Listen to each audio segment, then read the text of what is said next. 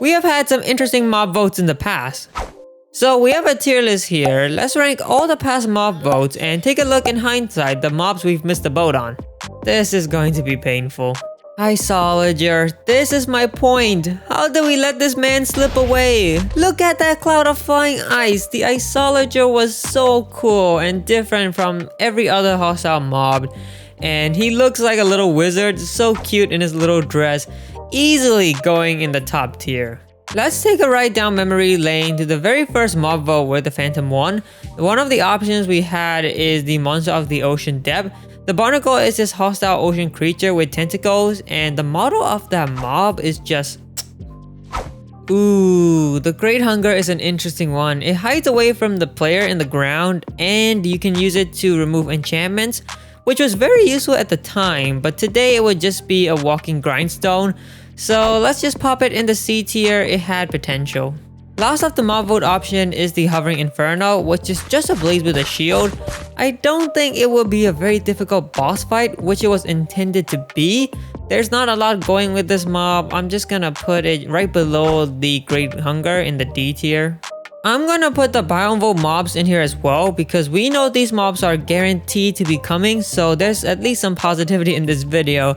And let's start with the Meerkats. We don't know anything about the Meerkats, we just know that they don't eat fish, and I like fish. Let's put the Meerkats in the D category. I doubt they will be groundbreaking when they get added. Ostriches are up next, and I'm gonna be doing a lot of assuming here. Surely it's rideable? Come on, don't tell me that doesn't sound awesome. Plus, the ostriches put their head in the sand. That doesn't really add any value to the player, but it's really unique. I'm gonna put it in the B tier, but I'm going off a lot of assumptions. The Vulture, that's more like it, Mojang. I really like the Vulture for some reason. It has an amazing model and it's drawn to loot left by players, I assume dead players, which is such a smart way to integrate the feature.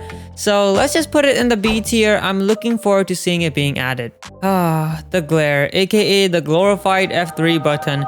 Surely we all agree on this ranking. We could disagree on everything else, but surely we agree on this. The Glare is going in the F tier. This is going to be controversial, the Copper Golem. I have seen a resurgence in the community. Apparently everybody now wants to see the Copper Golem be added to Minecraft again. I honestly don't know why, just think about it. The Copper Golem literally just presses buttons and creates more Copper Golems.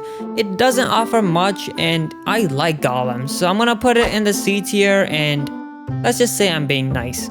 What on earth was Mojang thinking with the Moobloom? This reskin cow adds nothing. They literally didn't mention a single feature about this mob.